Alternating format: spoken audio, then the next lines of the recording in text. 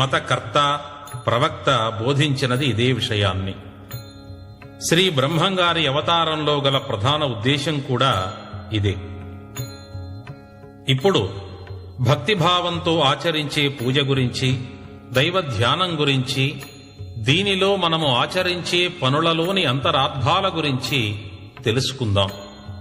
ఈ అంతరార్థాలే మోక్ష మార్గాలు. శివుడైనా, శ్రీకృష్ణుడైనా, అమ్మవారైనా, అనంతుడైనా మనందరము చేస్తున్న పూజా విధానము, ఉపయోగించే పూజా ద్రవ్యాలు దాదాపుగా ఒకే పద్ధతిగా ఉంటాయి.